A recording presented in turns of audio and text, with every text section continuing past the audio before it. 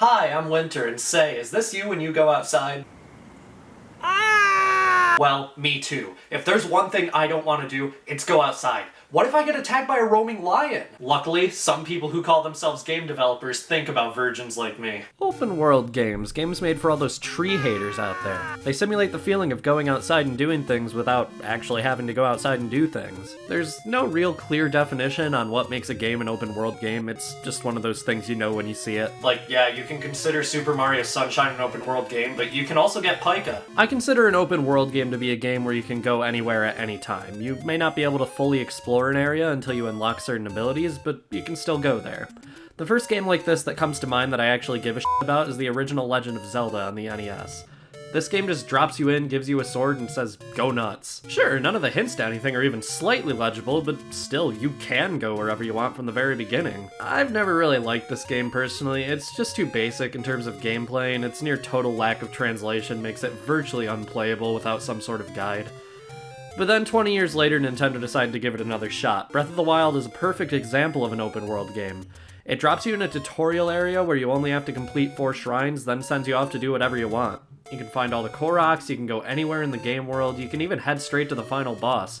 You can tackle the main objectives in whatever order you want, and the best part is, you can climb everything. Mountains? Sure. Houses? On a good day. But really, who cares? Climbing is equally as easy in real life. Breath of the Wild is just such a great example of this genre's strengths. In the modern day, Fallout is an open world game. The older Fallout games weren't from what I heard, but once Bethesda got the rights, they decided to just make the Elder Scrolls again, but in a post-apocalyptic setting. I've never been a fan of these games either. I beat Fallout 3 and didn't get much of it. I played a bit of 4 or 2, and again, not a fan. Fallout New Vegas is the one I've made by far the least progress in. It's weird. New Vegas was made by Obsidian, and it's widely considered to be the best in the series, but I played a tiny bit of it and just couldn't stand the boring environment. The series takes place after nukes dropped on the United States. You play as a character who survived in an underground vault for a few hundred years. Are the nukes done yet? I don't think so. As a result of the setting, the game lacks a ton of variety visually, and it makes the wasteland genuinely super uninteresting to explore. That's my take, at least. You can only do so much with deserted wasteland. But that brings me to the Elder Scrolls, more specifically Oblivion and Skyrim, since those are the 2 I like. Oblivion is hilarious. Todd Howard was bragging about this fake bullshit called Radiant AI, which responded to things with a much more human manner to them. In reality, everyone looks like a creature of the night. There's a lady who takes 2 takes on her line and they included both takes. That's a thing. I heard that thieves broke into the Arcane University, the Imperial Legion compound, and the temple all on the same night. Wait a minute, let me do that one again. I heard that thieves broke into the Arcane University, the Imperial Legion compound, and the temple all on the same night. Skyrim is a much more polished game and is definitely worth going back to as an open world game. Bethesda tried to give you a choice between fighting for or against a government, but that wasn't done very well. The main story is actually pretty boring, but one thing Skyrim nails is exploring. There's so much to do in this game, it's wild. You can explore caves and dungeons, interact with NPCs who tend to be pretty insufferable, get launched into the sky by giants, it's all fun here.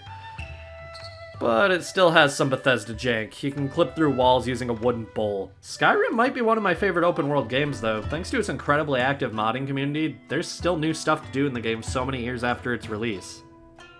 Metal Gear Survive. Hideo Kojima left Konami after Konami fucked up, so they said, we'll make Metal Gear ourselves, and then oops, they made a Metal Gear Survive. So first off, why put the Metal Gear branding on this? This has nothing to do with Metal Gear besides its engine. Second, zombies? This only makes sense if you slap that series on afterwards. You just knew the game was shit and realized later that you wanted to actually sell some copies. Would you be surprised if I told you people didn't like this game? This game required microtransactions for everything, including additional save files. It also required a constant internet connection, among other things. This game sucks so badly that Konami literally didn't include it in their 2018 earning report. No Man's Sky was another one people didn't like, at least at launch. The game started out incredibly slow, leading most players to grow bored before they even left the first planet. An update came out a while later that made people warm up to the game a whole lot, though, with things like multiplayer and a less bullshit introduction. I find it weird that this game's main marketing tactic was talking about its procedurally generated planets. Like, yeah, no other open world games do that. Minecraft is the most popular open world game ever, and for good reason. Every time you press that new world button, you get an entirely new world that's never been seen before.